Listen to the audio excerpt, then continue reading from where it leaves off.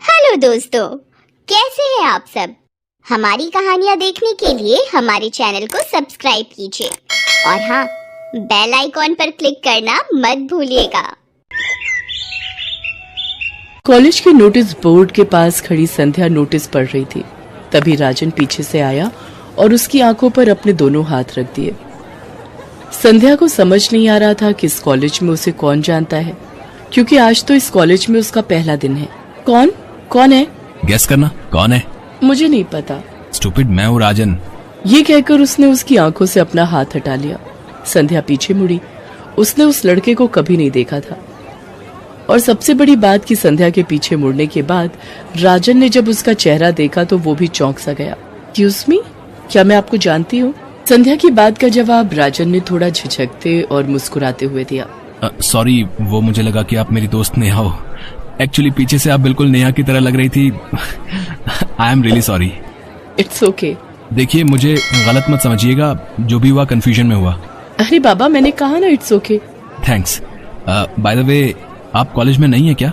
हाँ, कुछ दिनों पहले मेरे पापा का ट्रांसफर यहाँ हुआ है, so I am new in this city and also in the college. No worries, मैं हूँ ना, मैं घुमाऊंगा आपको ये शहर और ये कॉलेज भी। आप? संध्या ने थोड़ा शॉक्ड होकर पूछा। देखिए, आप इस शहर में और इस कॉलेज में नहीं है, और मेरा जन्म तो इसी शहर में हुआ है। इस नाते आप मेरी मेहमान हुई, और हमारे यहाँ मेहमान का दर्जा क्या होता है ये आपको पता ही है ना। राजन की बात पर संध्या ने मुस्कुराते हुए कहा, काफी इंटरेस्टिंग बातें करते हो तुम। मैं लड़का भी बहुत इंटरेस्टिंग हूँ। आप एक बार मुझ में इंटरेस्ट मुझसे दोस्ती करके तो देखिए। ये कहकर राजन ने अपना हाथ संध्या की तरफ बढ़ाया। संध्या ने उसकी तरफ एक बार फिर से मुस्कुराते हुए देखा और कहा, बहुत फास्ट हो तुम। आपको कैसे पता मैं फास्ट बॉलर हूँ? राजन की इस बात पर संध्या उसे घूर कर देखने लगी। तब राजन ने कहा, सॉरी, जस्ट जोकिंग। अपनी पहली मुलाकात में ही राजन ने संध्या के दिल में जगह बना ली थी, और ये जगह बतौर दोस्त की तरह कम, एक प्रेमी की तरह ज्यादा थी। मिलने के एक सप्ताह के अंदर दोनों में प्रेम का इजहार हो गया, और जैसा कि टीनेज में होता है, प्रेम सारी सीमाओं को तोड़ने के लिए तैयार रहता है। उनके साथ भी कुछ ऐसा ही हो रहा था। ओए, इतनी रात को फोन क्यों किया? तेरी याद आ रही थी यार। लेकिन मुझे तो नींद आ रही है। संध्या ने जमाई लेते हुए ये बात कही। उसकी बातों को सुनकर राजन ने हल्के प्यार भरे गुस्से से कहा, ओके, सो जाओ। सॉरी तुम्हें इतनी रात को परेशान किया। ओए, सॉरी की बत्ती बना ले, समझा? इतना ज्यादा भाव मत खाया कर। मैं भी तेरे फोन का वेट कर रही थी, तुम्हें देखने का बहुत मन कर रहा था। तो वीडियो कॉल करना। संध्या ने वीडियो कॉल किया। नाइट ड्रेस में वो बहुत ही खूबसूरत लग रही थी। यार, सरकार को तुम्हें देखने पर टैक्स लगा देना चाहिए, अच्छी कमाई हो जाएगी। गजब की खूबसूरत हो तुम संध्या। ओए, ज्यादा मस्का मत मार यार। सुनना, अपनी कुछ पिक भेजना। ओए, देख तो रहा है ना, फिर पिक की क्या जरूरत है? भाव मत खा और पिक भेज, और हाँ, थोड़े स्पेशल वाले भेजियो। ओए, ये स्पेशल वाला क्या होता है? उसकी बातों को सुनकर राजन मुस्कुराने लगा और बोला, जिसको देख के मैं चार्ज हो जाऊं। खुले बालों में, गोरे गालों में। ये सुनकर संध्या शर्मा गई। कुछ दिनों के बाद की बात है, वो दोनों कॉलेज की कैंटीन में लंच कर रहे थे। तभी राजन ने कहा, संध्या, तू संडे को क्या कर रही है? कुछ खास तो नहीं, पापा घर पर होंगे तो शायद हम लोग बुआ जी के यहाँ चले जाएं। वो क्या है ना, फूफा जी थोड़े बीमार चल रहे हैं। ओए, तू क्या डॉक्टर है जो फूफा जी का इलाज करने जाएगी? क्या बात है, कोई प्लान है क्या तेरा? सुनना, डिस्को चले, एकदम मस्त डिस्को है वो। बोले तो फुल टू आजादी होती है वहाँ। खाओ पियो, नाचो गाओ, जो मर्जी है करो।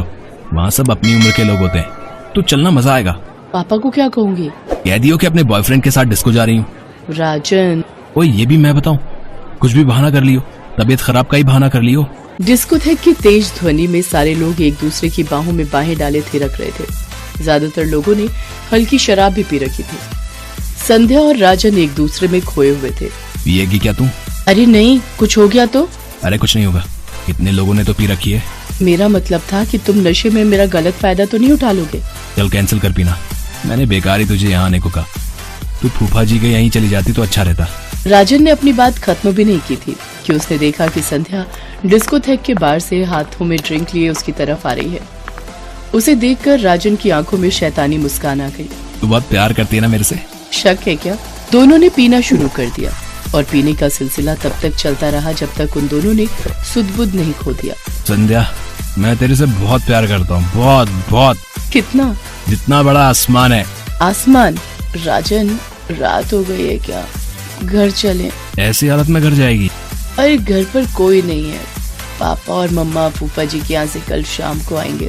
राजन संध्या को लेकर उसके घर चला गया और उस दिन नशे की हालत में उन्होंने सारी सीमाएं लांघ दी। पूरी रात वो दोनों एक दूसरे से प्यार करते रहे और फिर सो गए। अगले दिन के 12 बजे उनकी नींद खुली। बेतरतीब कपड़े और रात की बातों को याद कर संध्या का दिल जोर जोर से धड़कने लगा। यार सब गड़बड़ हो गई, तूने मुझे रोका क्यों नहीं? अब क्या होगा? कुछ नहीं होगा, चिल कर यार। लेकिन इस घटना के 1 महीने के बाद की बात है। संध्या रात को सोने की तैयारी कर रही थी, तभी उसे उल्टी का मन करने लगा। पहले तो उसे लगा कि उसने कुछ उल्टा पुल्टा खा लिया है, इसलिए उसने उल्टी की दवा ले ली।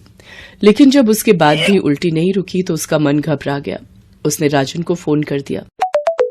अरे यार, उल्टी का मतलब प्रेग्नेंट होना ही नहीं होता है, तो भी ना खामखा लोड ले रही है। लेकिन संध्या को उल्टी के साथ चक्कर भी आने लगे। उसने घर में प्रेगनेंसी टेस्ट किया और रिजल्ट देखकर उसके हाथ पांव फूल गए। उसने राजन को फोन किया। राजन, सब खत्म हो गया, सब खत्म हो गया। मैं किसी को मुंह दिखाने की भी लायक नहीं रही। ओए क्या हो गया? I am pregnant. ये वाक्य सुनकर राजन का गला सूख गया।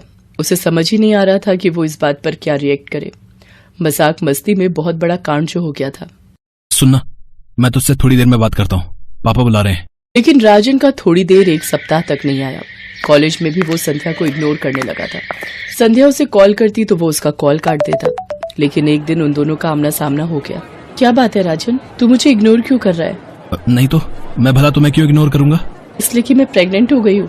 संध्या देख यार, हंसी मजाक में हम दोनों से भूल हो गई। तू इस बच्चे को गिरा दे, नहीं तो खामखा हम दोनों की और दोनों के परिवारों की इज्जत मिट्टी में मिल जाएगी। यार ये तो बहकने के पहले सोचना चाहिए था ना। गलती हो गई, क्या करूं? सुन, मुझे इन सब से मुक्ति दे यार। मैं अभी कॉलेज में हूँ, पूरा करियर पड़ा है मेरा।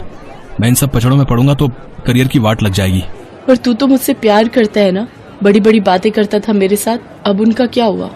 यार प्यार व्यार अपनी जगह है, लेकिन इस मुसीबत में मुझे नहीं पड़ना। ये कहकर राजन वहां से चला गया। संध्या की आंखों में पश्चाताप के आंसू थे।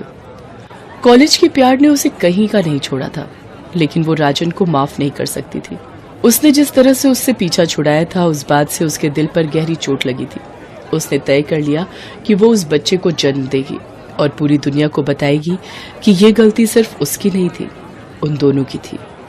हमारी कहानियाँ देखने के लिए हमारे चैनल को सब्सक्राइब कीजिए और हाँ, बेल आइकॉन पर क्लिक करना मत भूलिएगा।